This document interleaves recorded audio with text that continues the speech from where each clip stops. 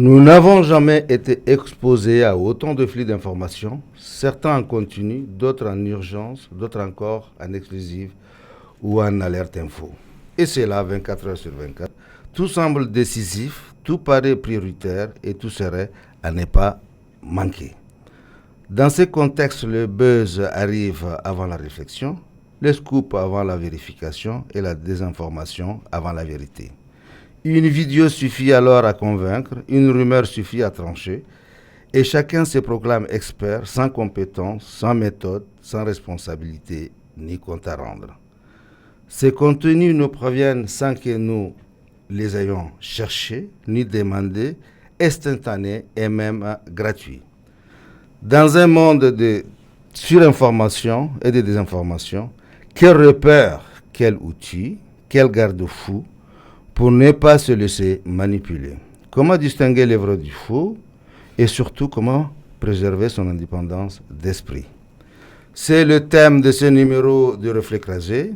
Pour cet épisode sur les plateaux, Zahra Brahim et Khadija Clémence, au micro Hamza Benhassan, et pour croiser le regard sur cette question, nous avons le plaisir d'accueillir un acteur du paysage médiatique tchadien, Bello Bakary. Bienvenue sur ces plateaux de Reflets croisés, Bello, et merci d'avoir accepté notre invitation. Bonjour et merci de m'accueillir. Donc, Bello, vous êtes journaliste, vous travaillez chaque jour avec l'information.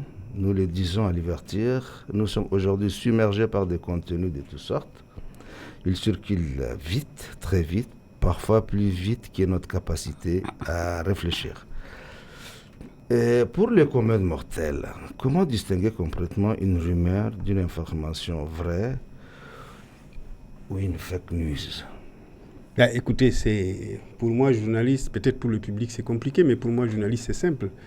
L'information, la rumeur n'est pas de l'information. L'information, c'est quelque chose qui a été vérifié, qui est vrai, qui est attesté, qui est prouvé par le journaliste avant diffusion. Donc ça, c'est de l'information. Donc, oui, par contre, justement, la rumeur, ce n'est pas de l'information, c'est des on-dit. Quelque chose qu'on ne peut pas prouver, quelque chose qui n'est pas vrai, donc qui est faux. Donc c'est complètement en dehors du domaine du journaliste qui est un professionnel qui est là pour informer le grand public. Donc pour moi... Oui, justement, pour vous, qui est votre métier, c'est votre pain quotidien, mais mon papa ou mon grand-père qui se retrouve devant peut-être la télé ou devant son téléphone, comment il peut... Très souvent, ils tombent dessus, ils te disent « Oui, voilà, je lis ça, on m'a dit ça, est-ce que c'est vrai ?» C'est du fake. Mais s'il dit « j'ai lu ça », c'est qu'il a lu dans un média bien précis. Tout à fait.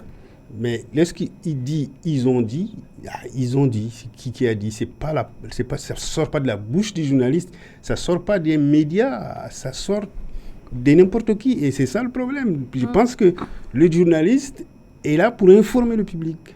D'accord. Par contre, la rumeur, ça relève un peu de la manipulation. Je vois Zahra en train de secouer la tête, oui. Justement, parce que c'est vrai qu'il a bien recadré ou bien redéfini l'information en elle-même. Mais quand c'est des gens du média, des journalistes eux-mêmes qui s'adonnent à véhiculer des fausses informations, alors. Madame Zahra, je ne vous coupe pas la parole, mais vous savez, il y a des bons journalistes et des mauvais journalistes. Ouais. Voilà. Heureusement. Voilà, Malheureusement. Il y a des bons. Mais je sais une chose, c'est que les journalistes en général font correctement leur travail. Ok. Mais il sera difficile pour le citoyen lambda de distinguer qui est le bon journaliste, qui ne l'est pas. Si vous avez aujourd'hui quelqu'un qui sort quotidiennement pour informer, et à travers ces journaux, il y a des fausses informations ou qui jouent au jeu de ce qui se passe aujourd'hui dans notre quotidien. Donc, pour un citoyen lambda, il lui sera difficile de distinguer le vrai journaliste du faux journaliste et la vraie information de la fausse information. C'est justement, Hamza l'a dit tout à l'heure, on est pris dans un flot d'informations et c'est là où il faut le dire et le répéter partout. Le rôle du journaliste est primordial. Et les gens ne sont pas bêtes. Hein. ils savent quand même si c'est du Gawala ou ils savent. Et si c'est la vraie information aussi, ils savent. Et ils savent où s'informer pour avoir la vraie information. D'accord. Faut pas prendre le public pour... D'accord. On aura le temps d'aller en profondeur de tous ces aspects. Et concrètement, maintenant, quels sont les critères concrets qui permettent de distinguer un fait établi d'un simple bruit qui circule ou d'une manipulation délibérée? C'est ce troisième aspect-là qui peut encore nous intéresser davantage. Parce que, justement, tout à l'heure, on venait de dire qu'il y a des bons et des mauvais journalistes. Mais quand il y a quelque chose qui est prémédité, quand c'est préétabli avec l'intention délibérée de manipuler. Ça ne relève pas du journalisme, ça. Oui, tout à fait, mais évidemment... Et ce n'est même pas de l'information. Vous dites bien que c'est manipulé, donc c'est à dessein. Oui. Donc ça vise quelque chose. Le journaliste, il ne vise rien, il est neutre. Normalement. L'information, même l'information qu'il véhicule doit être une information neutre. Il n'a pas de parti pris, le journaliste. C'est très important. Il est là pour informer les gens. Qu'est-ce qui se passe? Et tout à l'heure, quelqu'un a dit, quand tu lis, ça dépend où tu lis.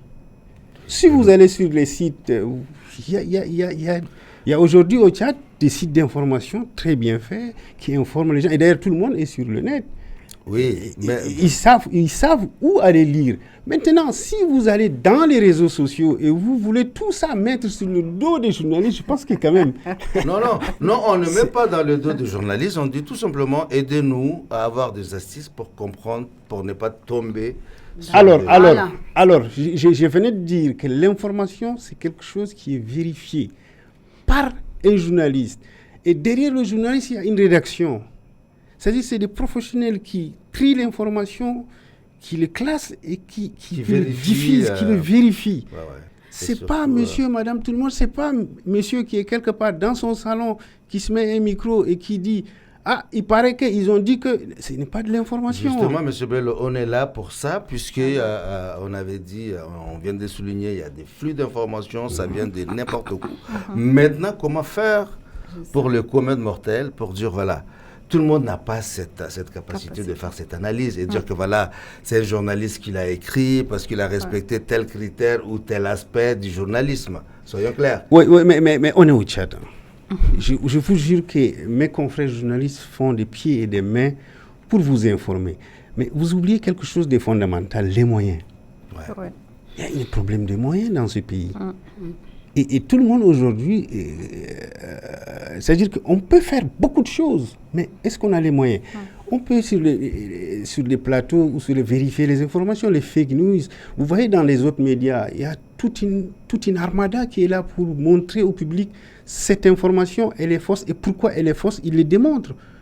Moi, j'ai une émission, j'essaie de me battre pour que cela se fasse. Mais ça demande beaucoup de moyens, une équipe. Bon, c'est un peu la télé elle est lourde. Mais une émission comme celle-là, radiophonique, un peu télé, ça aide les gens à éclairer. Et vous n'oubliez jamais que l'information est là pour éclairer le public. Oui, par contre, la rumeur est là pour, je ne sais pas, moi, c'est pour semer de la confusion, parce que peut-être qu'il y a des intérêts quelque part, quelqu'un qui manipule. Ça ne relève pas de l'information. Oui, voilà, d'accord. Mais justement, comme on est dans cette confusion, dans une situation de confusion totale, on aimerait vraiment avoir des éclairages. Justement, Hamza, c'est pour ça que je voudrais bien vraiment poser une question pour comprendre même le phénomène. En fait, vous avez bien défini, merci, donc le terme information. Effectivement, au Tchad, on manque quand même des, comment on appelle, moyens, mais je voudrais que vous nous éclairez sur le fait, la différence entre la désinformation, la mésinformation et la manipulation. La manipulation relève d'un intérêt particulier qui relève de la rumeur, relève d'un objectif bien visé. Si quelqu'un veut atteindre un objectif bien précis et qu'il ait des mauvaises foi, il répand la rumeur. Ça crée de la confusion. Donc, c'est pour ça que j'essaie de dire que la rumeur n'est pas de l'information et ça ne relève pas du journalisme. C'est autre chose. Maintenant, vous parlez de la désinformation. Ouais. On parle à peu près de la même chose. La désinformation, c'est quoi? C'est quelque chose qui est contre l'information. Donc, ça aussi vise un objectif pour semer de la confusion. Ouais. C'est pas la même chose. Alors que l'information, c'est simple, c'est pour informer le public. Et c'est sur des faits vérifiés et que tout le monde peut vérifier. Et surtout, c'est pour éclairer le public sur qu'est-ce qui se passe. Et les gens ont besoin de savoir ce qui se passe. Maintenant, les seuls gens qui sont habilités à faire ce travail, moi, je n'ai pas fait des études de 3-4 ans pour rien. Donc, si je suis en train de faire mon travail, c'est parce que j'ai la technique, j'ai l'expérience. Absolument. Et j'ai la capacité intellectuelle de le faire. Maintenant, s'il y a des gens qui se prennent pour des journalistes et qui ne le sont pas, aussi, c'est notre devoir à nous, les journalistes, de dire ça, c'est pas de la bonne information. Justement. Mais, je vous le répète encore, le problème se pose au niveau des moyens. Tous ces gens que vous voyez informer les gens, ils ont à peine un salaire. Voilà, donc le problème, il est beaucoup plus profond que ça. Oui, mais après, je suis d'accord. Comment le citoyen lambda peut vraiment se préserver donc, de ces Le citoyen lambda, moi, c'est pour ça que je disais... On va arriver... Non, mais juste pour compléter son idée, c'est que le citoyen lambda ne le prenait pas pour un bête. Il sait. Il sait où s'informer et il sait si cette information vient de tel média, il sait que ce média est fiable. Si cette information vient des réseaux sociaux ou des ondits, ça relève du gawala.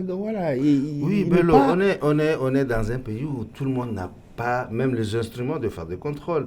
Ils voient une information qui tombe comme ça, surtout maintenant avec les réseaux, sans savoir qui l'a écrit, d'où vient, qui est derrière. Et c'est pas tout le monde qui a ça.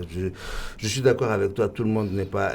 Je ne dis pas qu'ils sont bêtes ou pas bêtes, mais avoir les instruments et la capacité de faire la part des choses, de faire les distinguo. Alors ça, c'est aussi notre travail comme journaliste, comme média, mais je suis désolé de vous dire qu'il n'y a pas beaucoup de moyens à disposition des journalistes et des entreprises de presse pour aussi faire ce travail. D'accord. Oui, justement, on est en train de dire tout le monde prend la parole. Hier, informé, relevé du journalisme. Aujourd'hui, animateur, communicant, activiste, occupe aussi l'espace. Alors, c'est-à-dire, d'une manière simple et banale, là, à qui on doit faire confiance pour dire que ce qui est dit est vrai? Aux journalistes, aux médias mainstream. Je ne sais pas de défendre ma confrérie, mais j'essaie juste de dire, écoutez, mettez les choses bout en bout. Lui, il est fait, c'est son boulot, c'est son job d'informer le public. L'activiste, dans une société démocratique, c'est normal, il faut y avoir des activistes. Un activiste, c'est quelqu'un qui a des convictions, qui croit à une idée et qui veut la faire passer dans la société. Et dans un cadre démocratique, il a sa place, qui est différente du journaliste. Lui, il milite pour une idée, pour un objectif. Le journaliste n'est qu'un témoin des événements, il n'est pas un militant. Donc, séparons les choses. Et l'autre, le communicant, ou le communicateur qu'on appelle, moi, ça me fait souvent rire. Un communicant, c'est quelqu'un qui vend de la salade. Vous voulez qu'on vende votre image, il est prêt à le faire. Ce n'est pas un journaliste. Et la désolation, moi, au Tchad, c'est la confusion qu'on met entre journalistes, communicateurs ou communicants, et les activistes. Aussi. Si les activistes sont engagés dans quelque chose qui est politique, on sait que c'est des activistes. Mais le journaliste, il n'est ni un activiste, ni un communicant. C'est deux choses, il informe le public. Et l'information, c'est quelque chose, oui, il y a des entreprises de presse, on peut dire qu'il y a des intérêts économiques derrière, mais c'est l'intérêt public qui est mis de l'avant. Ce n'est pas l'intérêt... Oui, justement, ça aussi, c'est encore un autre truc, c'est des hommes. Derrière ces journalistes, c'est quand même c'est des médias, derrière ces médias, c'est des hommes. Et donc, parfois, on peut comprendre que ces médias est orienté vers tel ou tel aspect de la société, de la vie, pour tel ou tel intérêt. Non. Pour ce qui est des médias spécialisés, c'est beaucoup plus simple. On sait qu'eux, ils parlent uniquement que des femmes, des écoles, de la nature. Mais il y a aussi des médias, parfois, qui sont généralistes. Et ça dépend de l'angle. Exactement. C'est la liberté du journaliste, cette fois-ci. C'est la liberté du et journalisme. La ligne éditoriale du média. Mais l'intérêt, derrière, quand même, il y a quand même un certain intérêt pour prendre cet angle. Non, je ne pense pas. Faites confiance aux journalistes. Ok. Non, en fait, c'est facile de le dire. Non, pourquoi j'ai dit ça? Le journaliste n'a aucun autre intérêt. Le bon journaliste n'a aucun autre intérêt que celui d'informer le public. Justement. Mais justement, aujourd'hui, il n'y a pas que le bon, il y a également le mauvais, comme vous le dites. Mais ça, c'est dans tous les corps du métier. Non, mais au-delà de ça, au fait, soyons juste concrets et terre à terre. Aujourd'hui, dans notre environnement, on constate de plus en plus des parties prises par les journalistes, au fait. C'est vrai que vous êtes en train de dire et de le répéter qu'il faut distinguer le vrai journalisme du faux journalisme. Mais si quelqu'un a déjà ce titre, a cette casquette de journaliste et qui exerce comme journaliste et qui se prête à ce jeu, parce qu'on est arrivé à un stade où il y a cette guéguerre dans beaucoup de milieux, que ça soit politique, que ça soit religieux, que ça soit... Et il y a des parties prises par ces gens qui sont censés livrer la vraie information, qui sont censés être neutres. Ils ne le font pas. Ils font des parties prises et ils jouent ce jeu. Parce qu'aujourd'hui, pour moi, vraiment, en tant que bon journaliste, s'il faisait correctement le travail, il n'y aura pas de problème. Quelle que soit la fausse information qui va circuler, elle sera très vite dissuadée. C'est vrai qu'il y a un flux d'informations sur les réseaux sociaux, sur les médias publics. N'importe qui s'élève, il peut dire ce qu'il veut. Les avertis peuvent chercher à savoir quelle est la source de cette information pour distinguer la vraie de la fausse. Mais quand c'est dans le métier même qu'il y a ce jeu de parties prises, alors ça devient plus compliqué. Et aujourd'hui, on le constate et ça prend de plus en plus de l'ampleur. C'est des mauvais journalistes. Pour vous tout dire, c'est des mauvais journalistes. Le journaliste, il est témoin des événements, comme je l'ai dit. Maintenant, ça dépend quel genre d'information ou quel genre de style journalistique qu'il fait. Il y a l'éditorial, il y a la chronique, il y a les reportages. Maintenant, dans l'éditorial, il peut y avoir de l'opinion.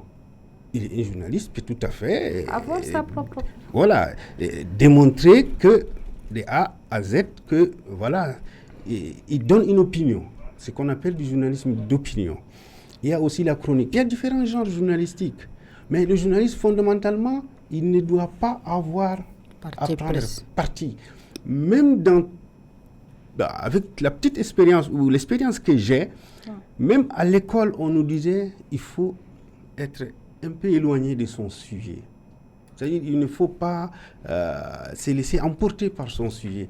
Tout ça, c'est pour garder une petite distance critique vis-à-vis du sujet qu'on traite.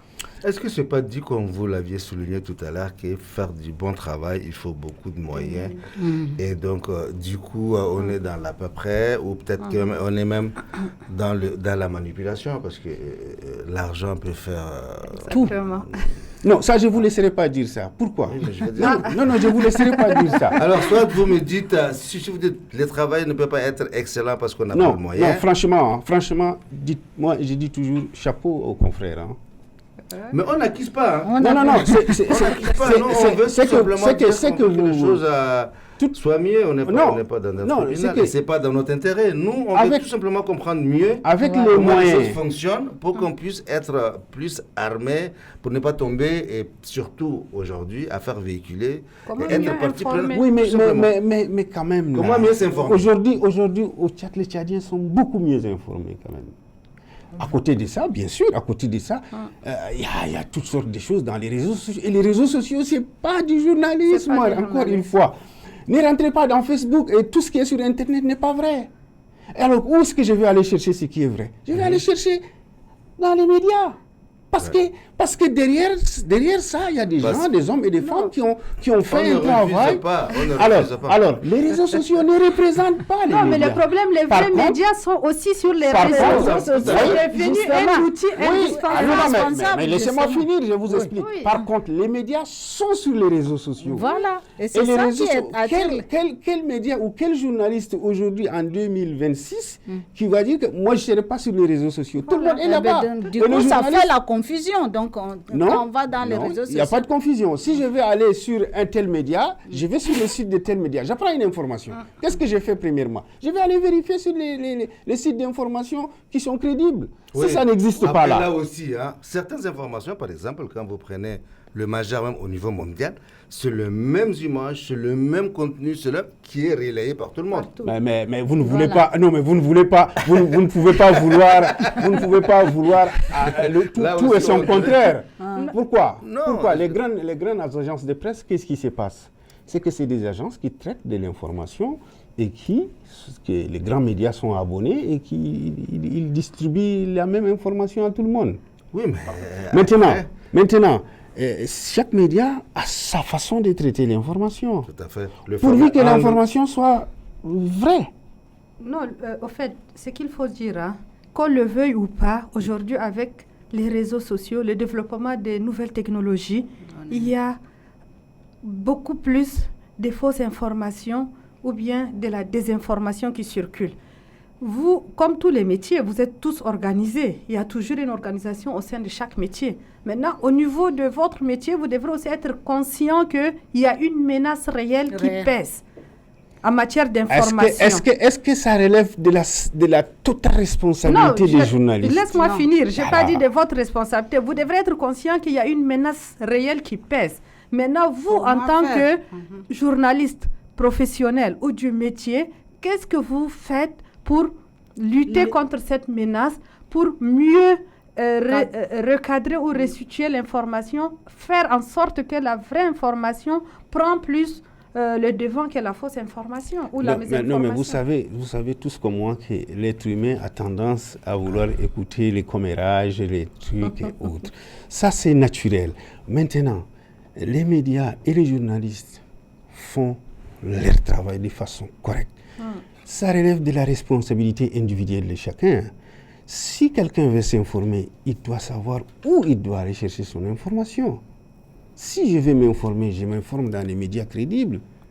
Je ne m'informe pas chez mon voisin d'à côté qui met son micro et l'autre qui dit je ne veux pas vous couper, mais en fait, comme elle le dit, qu'est-ce que vous faites? Il faut sensibiliser, peut-être faire des émissions pour aussi éclairer les citoyens lambda, par exemple, ne pas aller n'importe où chercher l'information. Par exemple, je vais vous donner un exemple simple. Par exemple, le fait que ces journalistes et ces médias existent, ils font quotidiennement le travail. Et deuxième chose, il se trouve que je suis aussi le président de l'association des médias en ligne du Tchad. Et il y a à peine 2 semaines, on a fait un atelier pour former des journalistes, 40 journalistes sur les différents concepts juridiques. Parce que moi j'ai eu à remarquer qu'il y a beaucoup de jeunes qui viennent, qui veulent faire le journaliste, qui ne sont pas formés pour être journalistes.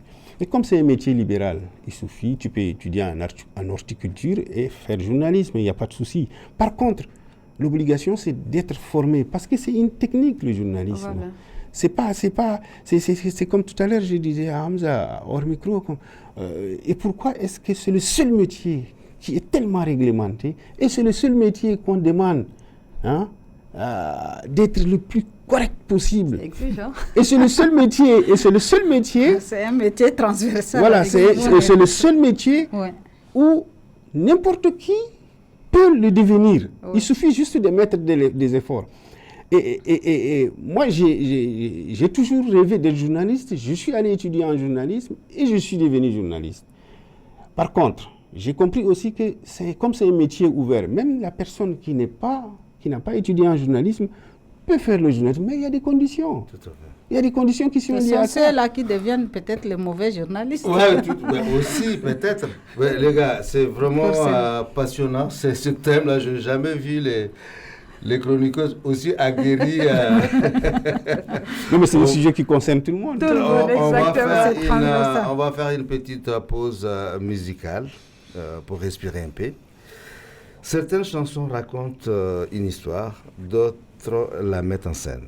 L'artiste que nous allons écouter propose une œuvre singulière du folk Gouran sahérien, où la musique devient un véritable dialogue amoureux. Dans ce titre, il ne chante pas seul, il chante en duo avec son instrument.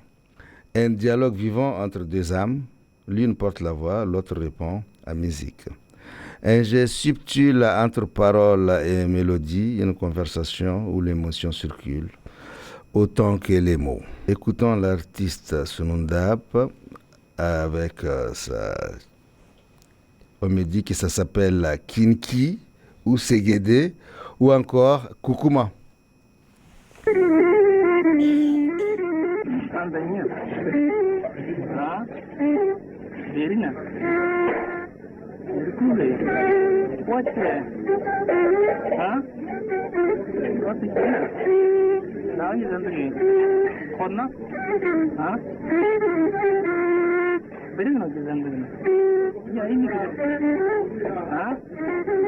Kalangarana konar kiri sama karajana kana orange be ba be kine tekina ngara anke ba zugra bina bolo ha ke ta hona nanya ha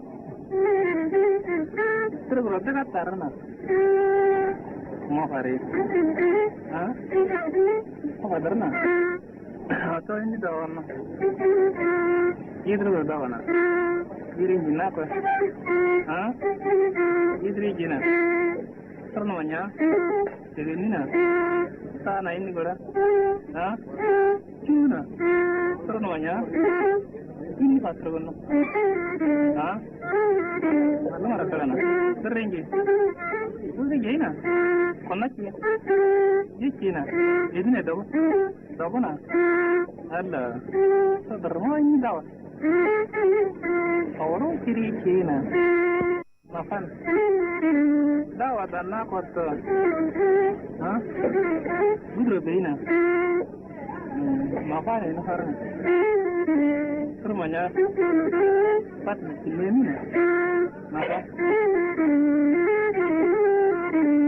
dawin seri gambar marak karane nafan. Merci à la régie pour cette chanson. On revient au studio avec notre invité Bello. Et j'aimerais quand même faire une précision. Bello, on n'acquise pas les journalistes. Non. Mais ce qui nous intéresse, c'est vraiment que vous puissiez nous donner les instruments pour dire comment faire pour ne pas tomber sur le filet de toutes ces personnes mal intentionnées qui ont délibérément choisi de faire passer des informations fausses pour de vrai. Informez-vous sur les grands médias. Informez-vous sur les médias que vous connaissez. Informez-vous sur les médias. Justement, l'objectif, c'est de le laisser nous dire comment il protège ce métier qui est noble et qui a vraiment un rôle essentiel dans la société. Absolument. Mais en même temps, hein, oui. c'est pas nouveau ça. Justement, et comment... C'est la faute des médias, c'est la faute des journalistes. Non, le problème, c'est pas ça. On est tous concernés. On voudrait tous savoir comment se protéger, comment valoriser, comment avoir l'accès à la vraie information et comment partager la vraie information, parce qu'on est arrivé à un stade où cette lutte, elle est commune. Elle concerne tout le monde. Aujourd'hui, on voit plusieurs associations. Les jeunes ont pris conscience de ça. Ils se constituent en association pour défendre, pour lutter contre la désinformation, les fake news. Maintenant, vous qui êtes du métier, vous qui êtes du domaine, qu'est-ce que vous pensez? On comprend qu'il y a un manque crucial des moyens qui empêche à ce que ces métiers soient développés ou bien exercent dans des conditions vraiment acceptables. Mais au-delà de ça, c'est ce qu'on peut faire ensemble, comment tout le monde peut apporter sa pierre de contribution pour protéger ce métier. Parce que au-delà de circuler la fausse information, ça devient des attaques des personnes, ça devient... Et puis, c'est un fourre-tout où tout se mélange. C'est pour ça que je vous dis, ne confondez pas les réseaux sociaux et les médias. Oui. Non, mais c'est important ce que madame vient de dire. J'ai dit, informez-vous dans les médias connus qui ont une rédaction et qui font un travail formidable. Il y a beaucoup de médias au Tchad qui le font. Deuxième chose, nous, au niveau des associations, par exemple, au niveau de l'association des médias en ligne, qu'est-ce qu'on fait? On est maintenant à l'étape de la formation. C'est-à-dire, on avait un atelier sur les concepts juridiques. Il y a des journalistes qui sont affectés des fois au palais de justice, mais qui ne savent pas distinguer un présumé innocent d'un inculpé, d'un coupable. Non, on a passé 3 jours à discuter et à faire des présentations avec des magistrats qualifiés, ce qui a permis d'éclairer nos confrères. Par exemple, je travaille sur un projet sur les fake news, sur les trucs. Et donc, ça aussi, il faut former les journalistes et les rédactions à comment démontrer que telle information qui circule dans les réseaux sociaux est une fausse information. Mais le Tchad ne vit pas à part du monde, le Tchad fait partie du monde. Et c'est un phénomène qui est presque mondial. Tout à fait. Ça n'affecte pas seulement le Tchad. Donc c'est comme vous l'avez dit. Monsieur Bello, aujourd'hui on est sur le plateau, c'est pour éclairer les citoyens lambda. C'est donner en fait des conseils pour que les citoyens lambda ne se fassent pas avoir. Vous l'avez dit plusieurs fois, allez-y dans les médias. Oui, mais c'est pas suffisant. Oui, moi maintenant, supposons que c'est pas suffisant. Qu'est-ce que vous voulez de plus maintenant, que de vous informer à la bonne porte? Non, mais où sont les bonnes portes? Est-ce que vous pouvez... Voilà. Il faut frapper les mauvaises portes. Non, mais il y a beaucoup de sites tchadiens, des médias en ligne tchadiens qui font des formidables travail. Donc voilà, moi je ne vais pas citer un tel et ne pas citer un tel autre. Vous savez tous, il faut même beaucoup d'efforts pour vous informer au quotidien. Donc je pense qu'on est sur la bonne voie et on ne peut pas changer les réseaux sociaux. C'est comme ça. Moi, je préfère être dans un monde où les gens sont libres de dire ce qu'ils veulent, même à dire des fois des mensonges, que d'être dans un monde où tout est contrôlé, tout est fermé. Voilà. On est d'accord avec toi. Mais maintenant, puisqu'on est dans un océan d'informations où tout est là, justement, on est là pour dire, attention, quand vous voyez une information qui a tel ou tel aspect, ou qui contient tel ou tel élément, faites attention, ça peut être... C'est ça ce qu'on veut. C'est ce que je vous dis depuis que je m'évertue à vous dire. Oui, mais quand tu me dis d'aller dans un journal... mais c'est de s'informer à la bonne place. C'est de s'informer, même sur les réseaux sociaux. Si je vais dans Facebook d'un tel média pour voir. Voilà, est-ce que l'information est là? Mais des fois, on ne choisit même pas. Elle tombe. Voilà, vous êtes déjà dans ces... C'est pour ça que je vous dis que bon, les on-dit sont beaucoup plus... Les gens aiment plutôt... Voilà, c'est pas ça le vouloir, tu t'arrêtes et tu suis. Maintenant, honnêtement, les journalistes font un travail impeccable. Et c'est mon devoir aussi de défendre quand même les médias. Je sais. Avec la casquette de président. Voilà, donc. Après, vraiment, dans certains cas, on reste sur notre soif, quoi.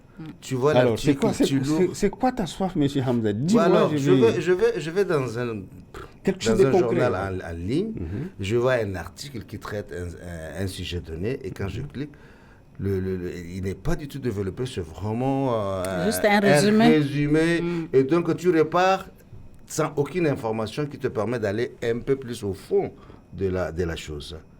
Et ça, à mon avis, c'est presque tout ça. Alors, c'est peut-être une brève, ok. Mais je constate chez mes jeunes confrères qu'il y a cette paresse journalistique. Voilà. Ça je le reconnais. Et je m'évertue souvent à dire et à donner des conseils aux uns et aux autres, même si, donner des conseils à quelqu'un, c'est beaucoup plus... Je n'ai pas de conseils en tant que tel de les donner, mais je dis simplement, faites des efforts. Quand vous lancez une brève, une photo avec des lignes, ça ne suffit pas, ce n'est pas journaliste, ça. Il faut plutôt développer l'information. Et l'information, c'est quoi? C'est les 5 W qu'on dit. Qui, quoi, où, quand, pourquoi. Voilà, au moins c'est bien. Et mais n'oubliez pas aussi une chose, c'est qu'on lit de moins en moins.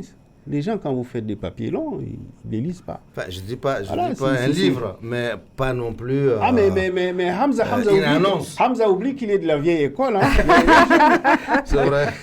Non, mais moi... il veut tout lire, tout comprendre. Les jeunes, la plupart, ne lisent pas. Ou ne veulent pas lire. Ou ils lisent autrement. Plus d'un paragraphe, franchement, ça les... Hamza, mais j'ai quand même une inquiétude tout à l'heure, donc M. Bello a bien défendu. Et d'ailleurs, comme tu l'as dit, l'objectif, ce n'est pas dire que les journalistes sont en train de faire un mauvais travail, mais je suis inquiète quand vous dites que c'est le métier où tout le monde peut l'être. Et vous dites, voilà, connaît la formation appropriée ou pas, on peut être journaliste. Est-ce que ce n'est pas ça qui ouvre la porte plutôt à tout cet océan des informations? Est-ce que tous les journalistes comprennent le rôle exact qu'ils doivent faire, si tout le monde peut l'être? Absolument d'accord avec vous, madame. Absolument d'accord avec vous. C'est pour ça, tout à l'heure, je vous dis, c'est le seul métier où on demande beaucoup de règles et c'est le seul métier où on ouvre pour tout le monde. Moi, bon, ça fait quelques années que j'ai pratiqué ailleurs. Ça fait quelques années que je suis revenu au pays. Et j'étais avant de l'école plutôt... c'est un métier ouvert pour tout le monde, pourvu que la personne fasse des efforts. Et ce débat, j'ai eu à assister ça ailleurs, et puis je l'ai retrouvé au Tchad aussi. Mais depuis que je suis là, j'ai changé d'avis. Je pense que on a milité un temps pour l'ouverture d'une école du journalisme au Tchad. Voilà. Pas dans les petites écoles comme ça, on dit communication, etc. Et puis on mélange tout. Et l'école du journalisme, je pense que le projet est presque, je ne sais pas où il en est, mais c'est un projet qu'on a vraiment poussé. Et ça demande de la formation. C'est un métier, le journalisme. Et l'écriture, la présentation, c'est une technique. Et si une personne vient d'un autre métier ou d'une autre formation et qui peut le faire, les journalistes en général n'ont pas d'inconvénients. Par contre, depuis que je suis au Tchad, j'ai un peu changé d'avis. Je pense qu'il faut, je le dis toujours, il faut laisser le journalisme aux journalistes.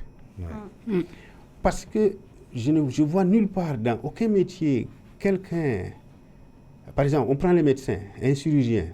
Je ne vois pas quelqu'un prendre un cordonnier pour l'amener à l'hôpital pour faire de la chirurgie. Ça ne marche pas. C'est pas possible. C'est la même chose pour le journalisme. Le journaliste qui est formé, qui est bien formé, je vous jure que c'est un métier tellement passionnant qu'il voudra seulement faire ça. Et il voudra aussi tenir sa ligne, aller chercher l'information, avoir des scoops, être le premier à avoir la nouvelle et la sortir. C'est quelque chose que peut-être quand on n'est pas dans le métier, on ne le comprend pas. Il n'a pas l'intention de nuire. Il a l'intention juste de faire son travail le plus correctement possible.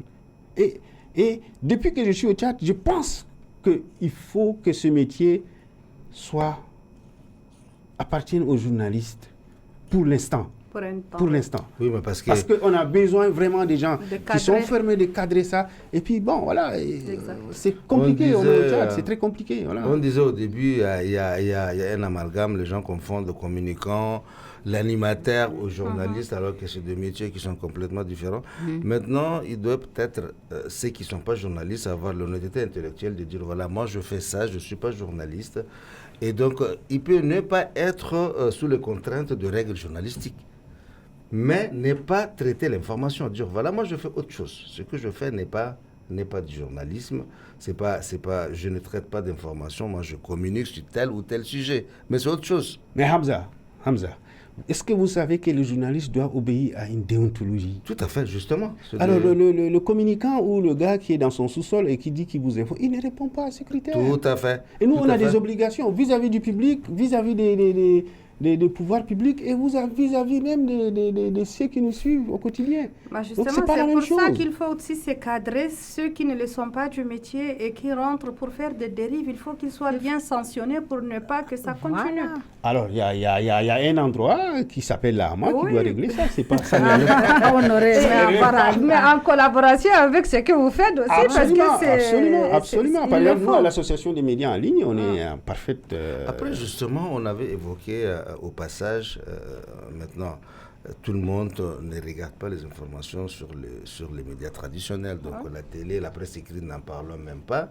Pour ce qui est des réseaux sociaux, aujourd'hui, c'est vrai que Bello dit, il y a un rédacteur en chef, il y a des hommes qui sont là, qui sont des journalistes, qui font de ça leur métier. Ils décident, ils vérifient l'information, ils décident l'information avant de la partager, de la publier. Exactement. Et dès qu'elle est diffusée, elle ne nous appartient plus. Elle ne vous appartient. Mais aujourd'hui, avec les réseaux sociaux, justement, Zara avait au passage dit, tu cherches même pas. Tu ouvres ton téléphone, l'information est là.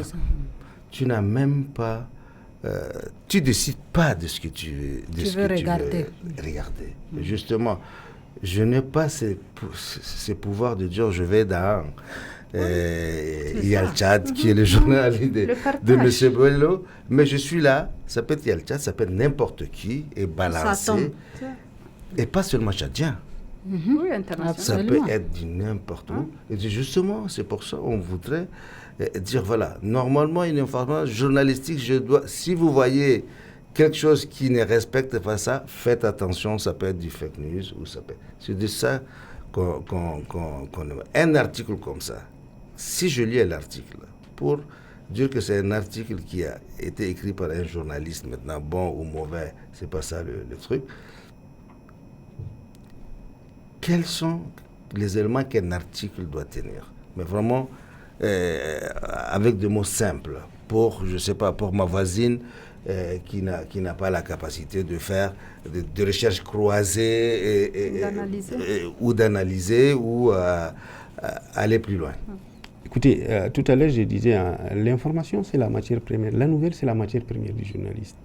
Et le journaliste, c'est quelqu'un qui écrit ou qui diffuse ou qui parle pour le dernier de classe. On écrit ou on parle simplement au monde, aux gens, pour qu'ils comprennent. Donc, le journaliste, ce n'est pas la simplification à outrance, mais c'est de dire, j'écris à celui qui me comprend le moins. Je me mets à sa place. J'écris pour le public, je n'écris pas pour moi. Donc, ça est dans un papier d'information. Quand on lit l'entête, on lit les titres, après, c'est les 5 W, comme on dirait en anglais, ou les qui, quand, quoi, pourquoi, où.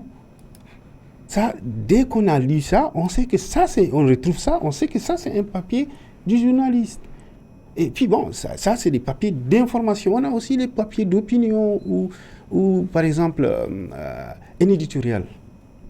Hein, c'est confié aux plus expérimentés. Une chronique, c'est confié à des journalistes aguerris, les plus expérimentés. Je vais vous raconter une anecdote. Moi, j'ai eu à recevoir un jour un jeune homme qui est rentré dans mon bureau. Il dit, il veut être journaliste. Bon, voilà, j'ai dit, mais c'est curieux. Quelles études tu as fait? Il m'a dit, j'ai fait des études en histoire. J'ai dit, ah, intéressant.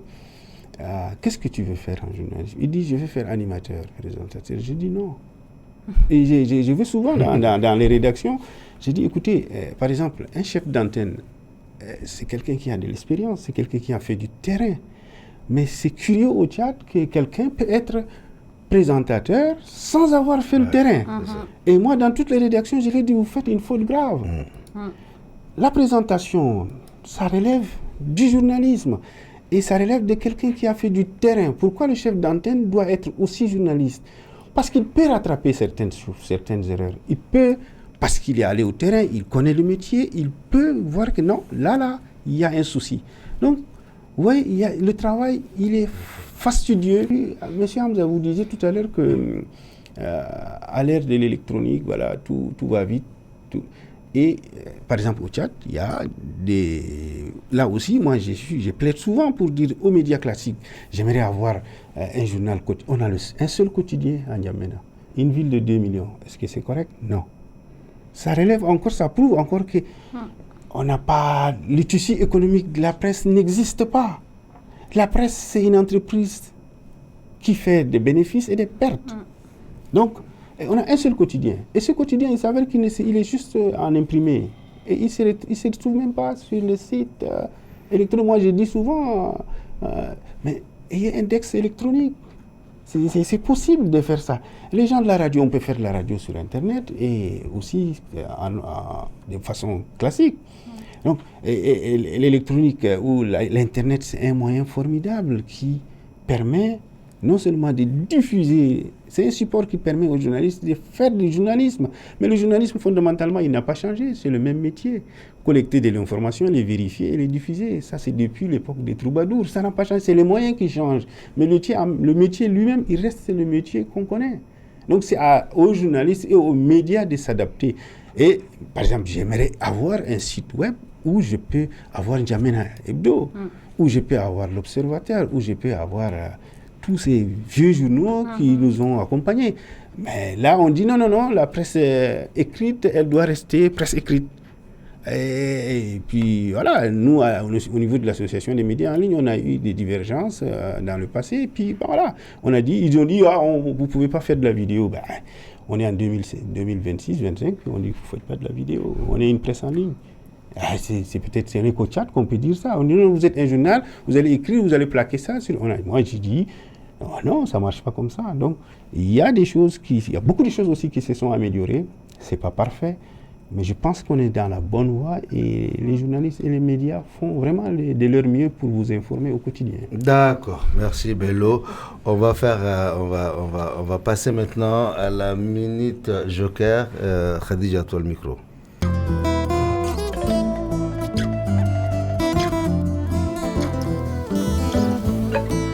Merci Hamza. Le débat est tellement passionnant. Je voudrais vraiment rappeler sur le fait qu'on ne juge pas, qu'on observe, qu'on écoute. Et nous sommes là pour éclairer et essayer de comprendre pourquoi on est dans un océan d'information ou de désinformation. Donc, loin de critiquer le métier de journaliste qui est un métier vraiment noble.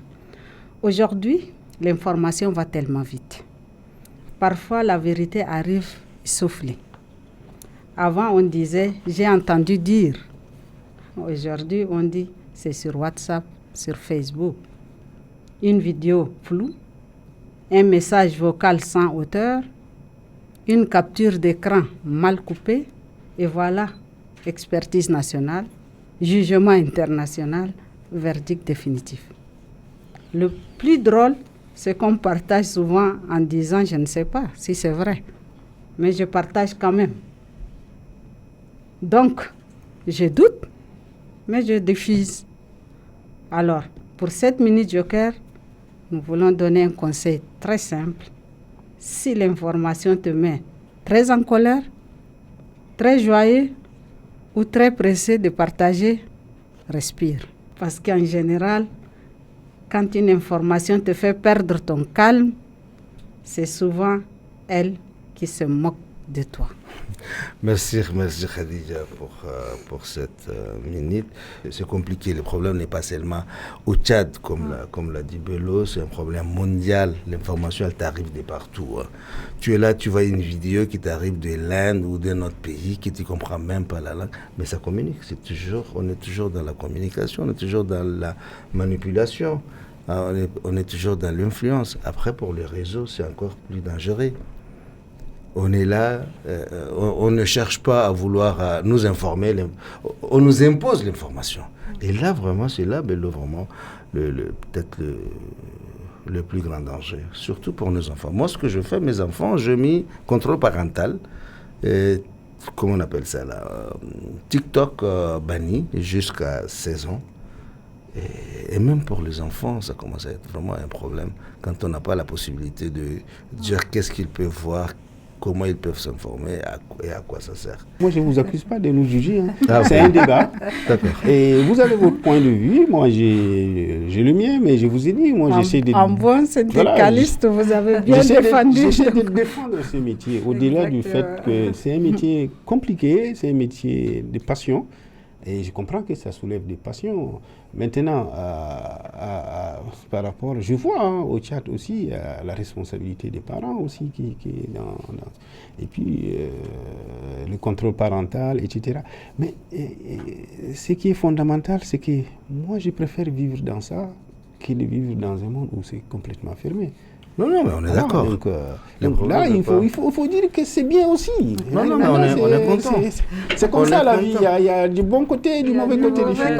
On est content, c'est chez nous que dans notre pays, on a cette possibilité d'avoir l'information qui peut venir de partout. Maintenant, parce que j'ai assisté à un débat où les gens disaient oui, mais il faut contrôler, il faut fermer, il faut sanctionner. Et il y en a des gens qui donnaient l'exemple de la Chine. Je lui ai dit non, moi, je n'ai pas envie de vivre en Chine. Moi, je suis bien au Tchad. Voilà. On est chez nous. Justement, Bello, on est là. On est là parce que notre pays nous donne cette possibilité de nous informer sans limite et à 360 degrés. Et justement pour ça, on dit qu'il y a trop d'informations. Il faut qu'on ait quand même des éléments pour pouvoir faire les distinguos entre ce qui peut faire du bien, donc nous éclairer à ce qui peut... Vous êtes éclairé, non, aujourd'hui? Bon, on peut dire ça. En partie. En partie. On va passer à la musique. Madi, c'est un poète, auteur et compositeur de ses propres chansons.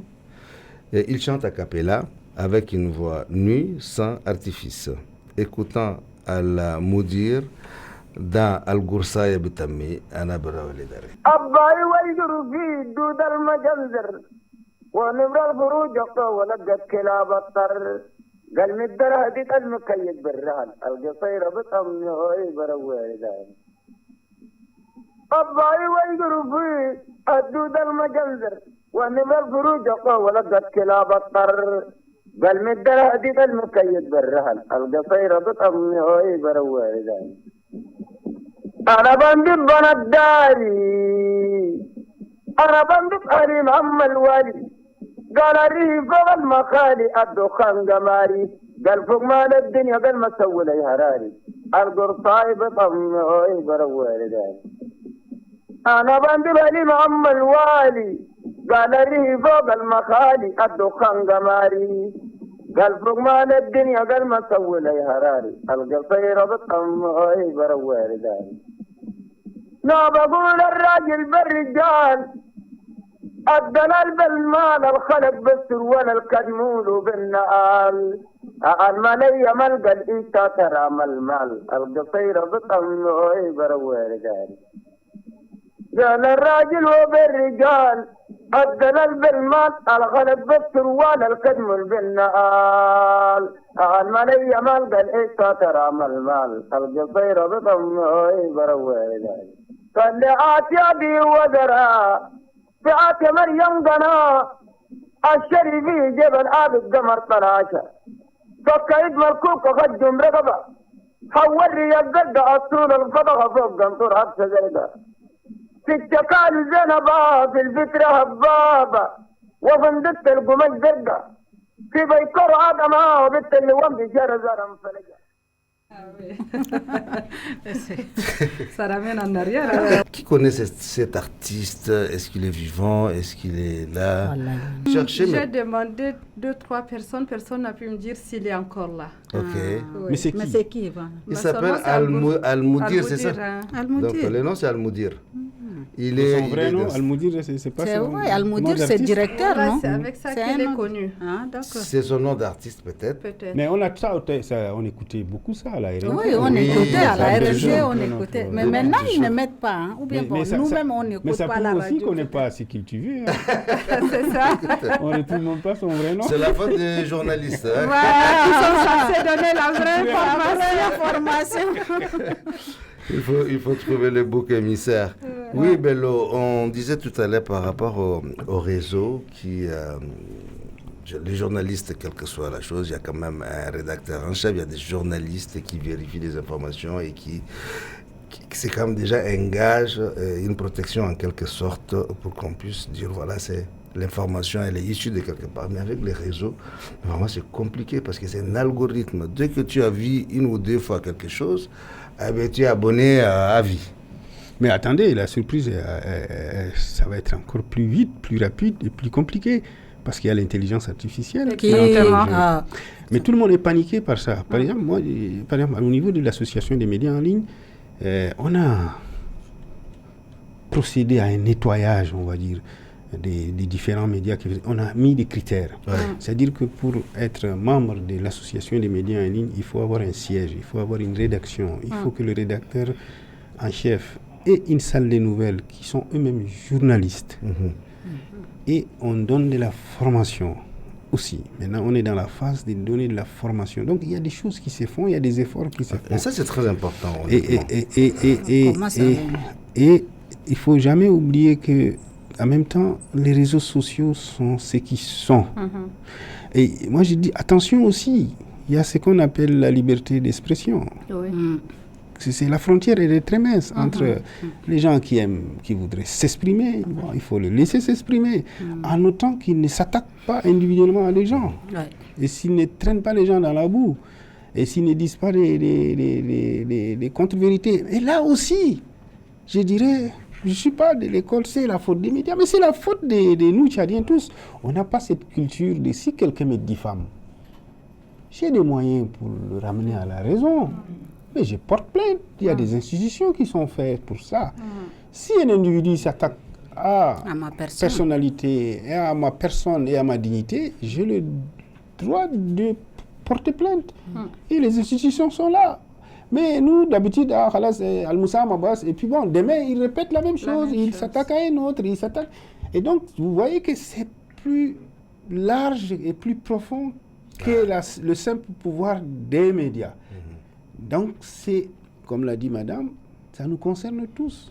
Et nous, au niveau de l'association des médias, on essaye de faire des efforts dans la formation pour nos membres.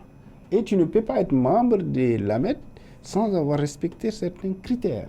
Donc, tous nos membres ont un siège, ont une rédaction, etc. etc. Moi, je voudrais juste... C'est vrai que à nous d'aller vérifier la source de l'information pour nous assurer de la crédibilité, de la véracité. Mais un vrai journaliste ou un bon journaliste, comme vous le dites, est-ce que il a ça comme préalable d'aller lui-même chercher la vraie source de l'information? Non, c'est un préalable. C'est pas vous, le public, qui allez chercher. C'est le journaliste qui fait son travail dès qu'il diffuse. Et maintenant, c'est au public aussi de faire l'effort. Si l'information que j'ai lue est telle, qui a été publiée par un tel média que je connais, qui est crédible, qui a pignon sur rue et qui fait de la bonne chose, ok. C'est quelque chose qui a été travaillé en amont par des journalistes. Maintenant, si je vois les bobards de mon voisin et que je crois à ça, mais ça, personne n'y peut rien. Je suis désolé, mais... donc, c'est pour ça que je dis, la plupart qui s'informent sont des gens qui savent lire et écrire en arabe, en chinois, en français et autres. Donc, c'est d'où cette information part. C'est important. D'où la personne parle, c'est important. Ouais, Bello, merci. Là, on va passer à la minute culture. Nous-mêmes, on va essayer de mettre... de voir un peu, Zara, qu'est-ce que tu nous proposes pour la minute culture.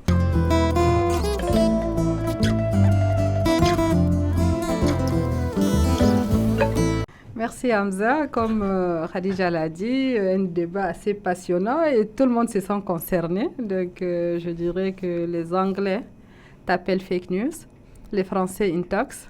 Au Tchad, nos grands-mères t'appellent talmanadouk. Et franchement, ça te va à merveille. Parce que tu surgis sans mandat, parles sans autorité et circules sans responsabilité. Tu t'introduis dans l'espace public sans y être invité et prends le ton sérieux de l'information, mais tu refuses la discipline de la vérification. Tu imites le journalisme sans accepter son travail, en effaçant les signatures, simplifiant les réalités et remplaçant les nuances par les émotions. Tu prospères sur l'urgence, la colère et l'indignation immédiate. Ce faisant, tu ne détruis pas seulement la vérité, tu brouilles les repères et banalises la différence entre une preuve et une simple affirmation. Tu fais croire qu'une opinion équivaut à un fait, qu'une rumeur équivaut à une enquête. Quel talent! Tu affirmes sans preuve et condamnes sans procès. Tu es juge, procureur, témoin et parfois même victime. Tout ça dans un simple poste. Non, tu n'es pas une erreur, tu es une stratégie. Tu ne veux pas informer, tu veux occuper, saturer, remplir l'espace avant que la réflexion n'ait le temps d'arriver. Mais non, tout ne se vaut pas. Une information vérifiée porte le poids du travail. Elle a une méthode, une responsabilité et un nom. Toi, tu ne portes que le bruit, tu ne corriges jamais, tu disparais et dans un monde impatient, tu prospères. Signé, une qui préfère les informations assumées avec un nom et un prénom. Merci Zara. C'est anonyme ça? C'est anonyme, très anonyme. Elle n'a pas signé, hein? C'est une lettre qui est adressée à la fake news. Elle s'adresse signature. Nous, mais on ne la signe pas. Voilà. Oui, avant de terminer, Bello, quel réflexe simple nous devons adopter pour garder notre esprit critique et éviter de devenir le relais involontaire de fausses informations? Le doute. D'accord. Il faut toujours douter. Et le doute pousse la personne à vérifier l'information. Il faut toujours avoir l'esprit critique. Je pense que le journalisme, la plupart des journalistes sont des gens qui ont un esprit critique assez aiguisé, doublé de curiosité. Même s'il voit l'information, il peut lire des fake news ou et il va s'intéresser à ça. Il va dire, mais qu'est-ce qu'il y a derrière? Et c'est comme on nous disait souvent, j'avais un vieux professeur en journalisme presse écrite qui nous disait, quand vous prenez le communiqué de presse officiel, retournez-le en arrière, posez des questions, grattez. Qu'est-ce qu'il y a derrière?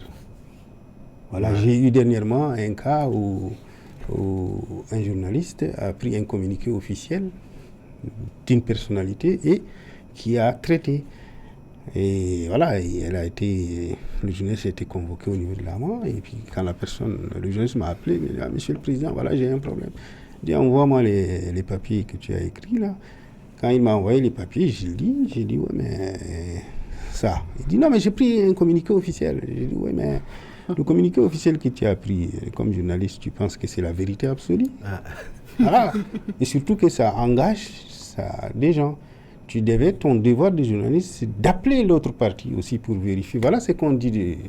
Voilà, on vous a cité dans un communiqué. Qu'est-ce que vous en pensez? Justement, c'est là où tantôt je disais est-ce que ça ne doit pas être un préalable pour le journaliste lui-même de vérifier ces aspects, la vraie source, la véracité? Le communiqué, il est vrai. Le communiqué, il est vrai. Oui. Alors, il s'est contenté du communiqué. Il me dit, oui, mais l'autre partie n'a pas fait un communiqué. J'ai dit, non, ta responsabilité des journalistes. Même si l'autre partie n'a pas fait un communiqué, tu dois appeler la personne qui est concernée, tu appelles son cabinet. S'ils ne te répondent pas ou s'ils refusent de parler, tu le dis dans ton papier qu'on a essayé de contacter le cabinet de X et il n'a pas voulu parler. Mais maintenant, si tu fais un papier comme ça, sur base du communiqué, parce que ça émane d'une personnalité publique et que c'est officiel, je dis, c'est un terrain glissant, tu es sur un terrain glissant. Tu devais prendre le soin aussi de vérifier, d'appeler l'autre partie qui est impliquée dans le communiqué pour lui dire qu'est-ce que vous en pensez de ça. Voilà, on vous cite, voilà. Donc, mon cher ami, tu n'as pas fait un bon papier. Hamza, si tu le permets, je voudrais vraiment qu'on voit aussi l'aspect des informations, l'impact sur la société. Donc, je voudrais poser la question à Bello sur le fait que comment la surinformation affecte-t-elle notre capacité de réflexion pour une prise de décision? La surinformation, ce n'est pas de la désinformation, c'est qu'il y a beaucoup d'informations.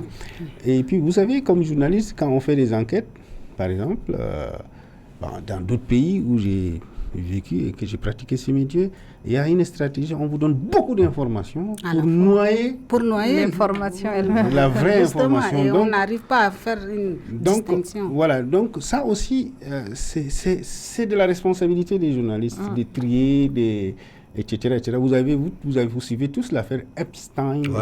Voilà. Et puis il y a un flot d'informations, finalement, on ne sait pas ce qui est vrai, ce qui est faux. Mais est-ce que vous imaginez le travail journalistique derrière, à feuilleter, à vérifier des millions de pages pour sortir l'essentiel? Parce que dans ces millions de pages d'informations, il y a de la fausse information, il y a de la manipulation. Donc, c'est toujours de dire que la surinformation n'est pas une mauvaise chose, mais c'est de toujours. Et là, vous allez encore dire que je plaide pour ma paroisse. Mais c'est encore une fois les journalistes qui vont tamiser, qui vont vérifier, qui vont sortir le vrai du faux, qui vont informer le public. La surinformation en tant que telle n'est pas une mauvaise chose. Mais c'est aux journalistes et aux médias et au public de se fier à ce que les journalistes font pour dire « Ah, ça c'est un travail fait par le journaliste, donc... » quelque part, après, il faut que chacun de nous puisse construire son indépendance d'esprit, quelque chose qui est très compliqué, très lourd et qui n'est pas à la portée de tous. Bello, est-ce que tu peux donner quelques conseils à ceux qui nous suivent? Comment construire son indépendance d'esprit qui peut être un élément de protection en réalité? Ouf! Vous me demandez une grosse responsabilité. Je ne suis pas de nature à donner de conseils aux gens, mais je dis simplement qu'il faut lire, il faut s'intéresser, il faut être curieux. C'est la seule façon de développer l'esprit critique et l'indépendance d'esprit. Et il faut faire des comparaisons. C'est-à-dire que si la base c'est la lecture et s'intéresser à tout. J'anime une émission, puis j'ai des jeunes journalistes, quand je vais sur le terrain, je dis non, vous prenez tout ce que tu peux prendre. Après, on revient, on trie, on cale. Et l'esprit critique, ça s'est construit. La lecture, c'est important, la curiosité et s'intéresser aux gens. C'est un métier où on vient parce qu'on aime les gens. Faire-le par dévotion. Et donc, à partir du moment où on aime les gens, on est prêt à consacrer des heures pour que ces gens soient informés, pour s'intéresser. Moi, quand je circule en route, je vois plein de reportages. Et pourtant, quand je rencontre des jeunes journalistes de ma rédaction ou ailleurs, je dis « Ah, mais Bello, on n'a pas assez d'informations. » Je dis « Non. Tu n'es pas un journaliste, là, il sort. Ouais. Allez-y au marché, allez-y au palais de justice, allez-y dans les cours municipales, allez-y à la mairie. Il y a plein de choses. Et il ne faut pas négliger le planton qui est là. Le chauffeur, il a des informations, il peut te les filer et puis ça peut te permettre de remonter les choses. Les sources, ce sont ces gens-là, les petites gens-là, ce sont ça, là, les sources. Ce n'est pas les gens qui sont calfeutrés dans les bureaux et voilà, qui sont des fonctionnaires et qui ne veulent pas donner l'information, qui s'assoient dessus. Ça ne sort pas d'eux. La plupart, ça sort de quelqu'un qui est à côté. Non, mais moi, je veux juste rebondir sur ça parce que maintenant, la grande partie, je ne dis pas tout le monde, mais en grande partie, même quand une structure a une information qui veut la donner, ceux qui viennent sont d'abord plus intéressés par la motivation, c'est qu'ils peuvent avoir que de venir chercher la vraie information. Comment vous faites pour... Vous voulez parler des...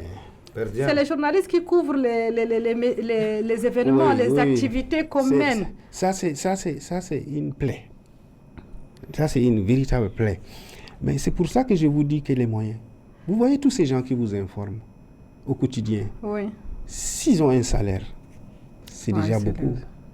Sinon, la plupart n'ont pas de salaire.